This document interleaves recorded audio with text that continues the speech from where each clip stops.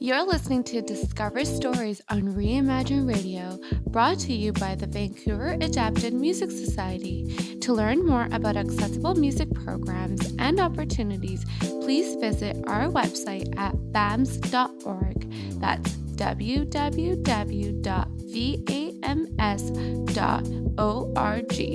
Now let's get into today's episode.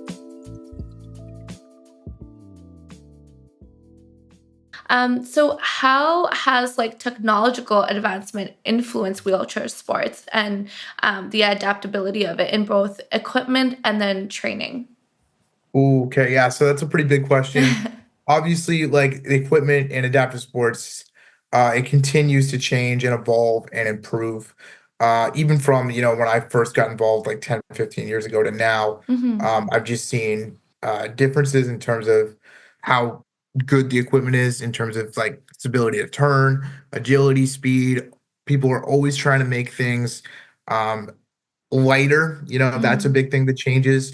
Definitely, like if you look through like the history of wheelchair sports, going back like way before my time, like people were playing a lot of these sports in like day chairs, like everyday wheelchairs Wow. or hospital chairs, and now on the wheelchair sports side, at least, like pretty much each sport has its own style of different wheelchair and different setup, which is pretty awesome. It's pretty incredible what a Hmm. lot of these chairs can do and how different they feel when you strap into it. Like it's a completely different feeling when I get into my rugby chair versus when I'm pushing my everyday chair around, Right. or even when I'm in my bocce chair in terms of like the stability it has versus my day chair. Um, yeah, so Hmm. those things are great. Hmm. The challenge with that and with all those equipment and technological advances is obviously cost keep going up and up and up. And if you're an able-bodied person and you want to play basketball or you want to play soccer, you might have to spend $200-300 on a pair of shoes, and that's a pretty large expense. But then if you Hmm. want to come out and try a wheelchair sport, these chairs are 5, 6, 7, 8, 10, even 12 grand in some circumstances. So that can be a real challenge. And that's where, Mm. like, at least with BC Wheelchair Sports, where our wheelchair loan program really is very helpful for a lot of athletes, Mm. where you can pay a very small fee. It's like $10 a month or $100 for the year to kind of rent, a chair for the year and use that, which is a lot cheaper than going out and like buying your own full on chair. And then Totally. if even that level of cost is a huge barrier, there is additional supports available as well for those who kind of want to reach out to us.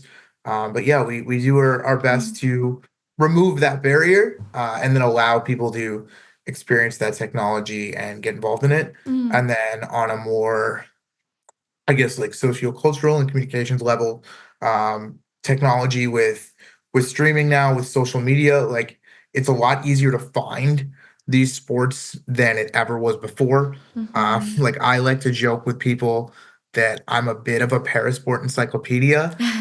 People they've called me a lot of different names around search engines and parasport, and like I remember like being like 12, 13, 14 years old and having to really search to find things. And now all you got to do is open up YouTube, open up Instagram, open up TikTok, and just put in like wheelchair sports, and boom, thousands of things come up. Hmm. Now the challenge with that is like the organization of that information can still be a bit of a barrier, and that's something that in my work I try and work and solve and fix that element. But yeah, it's Right. so much easier to find these things now than it used to be, Hmm. and that's great. Yeah. Yeah. The power of it, the internet is incredible. And yeah, definitely. I can't even imagine life before the internet. Like, how did people find things? So I'm sure it was a lot of textbook research, and using like a phone book, for example. So, and definitely just having accessibility is huge. So just going back to the loan program, how does that work? Do you want to talk a little bit about that? Yeah, so if someone wants to, use like rent one of the pieces of our equipment, they do have to be like enrolled. They have to be one of our members. They have to be enrolled like in one of our programs and kind of be a consistent, showing up consistently for that. But then they can Mm. reach out to like the applicable program staff. So we have a rugby manager, we have an athletics coordinator, and we have a tennis manager. So they would reach out to the kind of applicable program staff or the regional staff if you're outside of the Lower Mainland and you're in like the Okanagan or the island or up north. And they would kind of help support you in that process with our wheelchair loan program, to get you set up. And yeah, I think oftentimes when you talk about technology and what would I say to people when they first want to come out and try something, to kind Mm-hmm. of merge those two questions together, is sometimes the first time you try the equipment, it might not be the most comfortable thing in the world. Mm-hmm. And the first setup you try is not, 9 times out of 10 is not going to be the setup that you end up sticking with. So, in those early few practices, we might test somebody out in a few different setups until we learn the best way that things will work for their body. And that's another element with the technology now, is it's become so much more custom and changed to each individual athlete. Like say, for example, if somebody has full use of their abdominal muscles and has all their core strength, they're going to sit in a very different way in a sport chair than somebody who maybe has a spinal cord injury and has paralysis, where they don't have access to their what we call trunk. So Mm-hmm. the muscles that allow you to balance or move your core, the seating is going to be different. An amputee might want to sit higher versus like a paraplegic is going to want to sit lower. Mm-hmm. If you have, like in rugby, for example, with our athletes with less physical, I'm going to use the word function, less physical function or less mobility, who might not have grip strength in their hands or the ability to use their fingers, their wheels are probably going to be stickier and they'll have a different push rim than the athletes who have a little bit more hand and arm function. Right. So, there's so many different setups based off function in the individual athlete now as well. Mm-hmm. It's not a lot of cookie cutter chairs as Right. much as we do have, our standard club chairs and things. Yeah, there's a lot of kind of trial and error that goes into finding the best equipment to allow somebody to have the best experience possible. Yeah, wow. That's wonderful though that you have the adaptation to have the chair set up in a way where it's beneficial for the client or Yeah, and right? like it's not always going to be perfect. And the Mm-hmm. other thing that I really stress to people too sometimes is that like sport chairs generally they're made for sport. So it might not feel as comfortable as like a day chair, for example. But from a mobility perspective, you're probably going to be able to do more in that in terms of the movements that you need to do in the sport Mm-hmm. versus like a day chair. Absolutely, Yeah. absolutely. Awesome. So I actually don't have any more questions for you. But is there anything else you'd like to share with your own personal journey or anything with the organization? The floor is yours.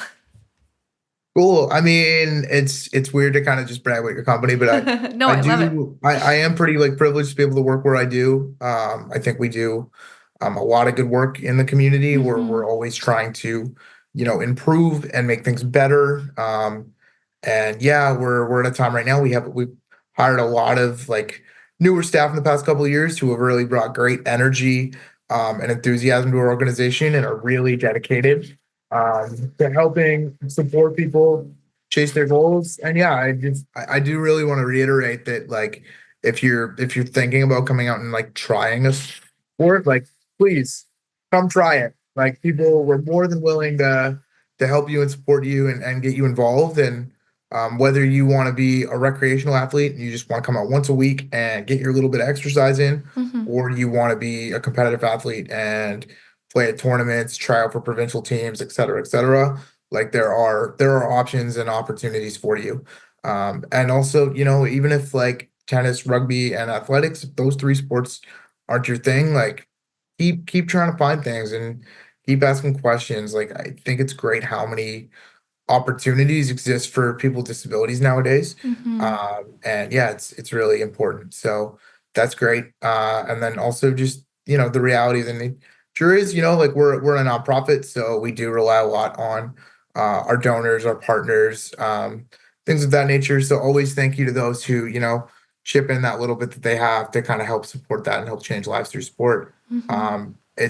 I do think sport can be really transformative. I'm not going to sit here and say it's a cure for all of your ills and it will magically make you an entirely better person. But Mm-hmm. I do think the community aspect of it can be really helpful for people, whether you have, a congenital disability and you've been born with it, like I have, you've grown up with it your whole life, or you're somebody who's, gone through a traumatic incident or an accident and acquired your condition. There are Mm-hmm. so many benefits to like being involved in those community and in those sports that I think a lot of people from the outside looking in, you might not realize, right? Like Mm-hmm. just the ability to like be around other peers who can show you how to do things. I think for me, that's been one of the biggest things when I take myself outside of the work bubble and put my kind of athlete cap back on, or participant cap back on, like being able to be around other people with disabilities and pick up on all the little ways that they do things has been so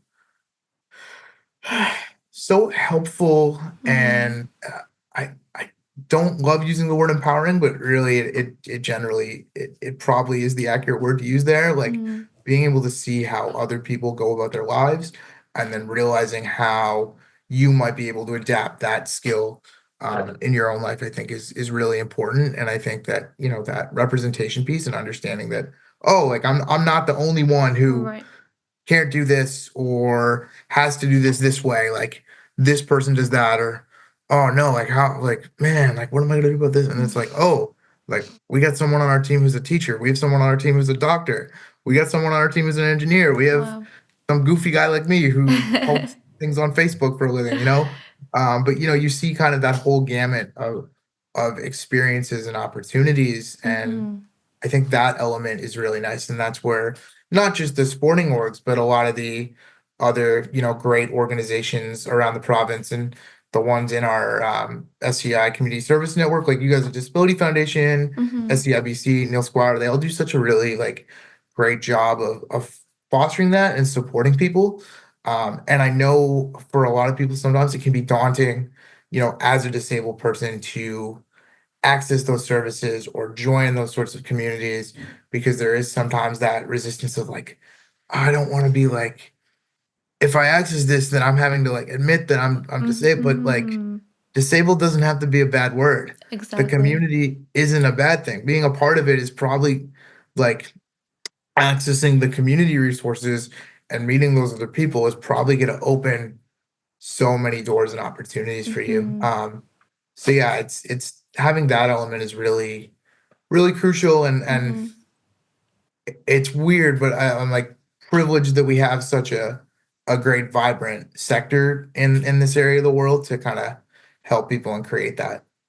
Yeah, absolutely. And definitely BC Wheelchair is an avenue for that and doesn't have to be this like, you know, quote unquote like scary thing or like a thing that we need to hide behind closed doors, and they can truly kind of feel like themselves when they're active in these sports. I think that is all from my end. um, Anything else you'd like to share? We can wrap it up. Yeah.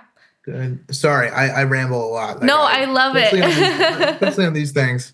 No, Yeah. it's great. It's just, it really shows how much you care about the organization and how much you're involved and how much it's truly been a part of your life. So, yeah. Yeah, like I will say, like you had told me, when I was like 12 and that demo team came to my elementary school for the first time, and I was introduced to wheelchair sports, that like I would be working in it 20 almost 20 years later. Man, I'm getting old.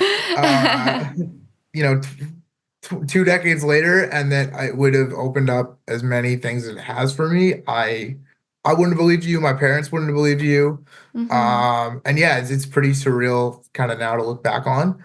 But it's also like it is really nice to kind of have the opportunity to give back and pay things forward. I think that's really important. Hmm.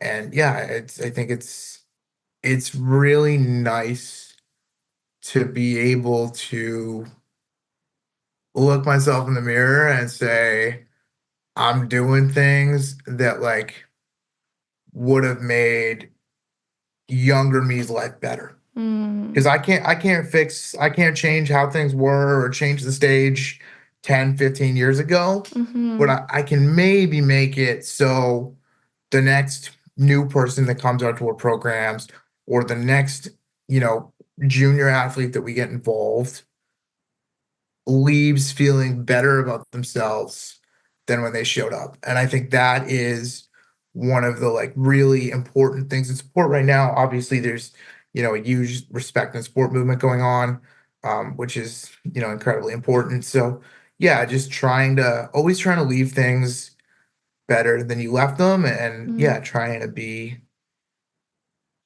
the person that a younger me would have wanted to see, mm, and thankfully had the opportunity to see that in other role models as well. And mm-hmm. yeah, so now being able to try and pay that forward again has been a really, really rewarding experience beyond just obviously having a job and going to work each day. Yeah, absolutely. That's amazing.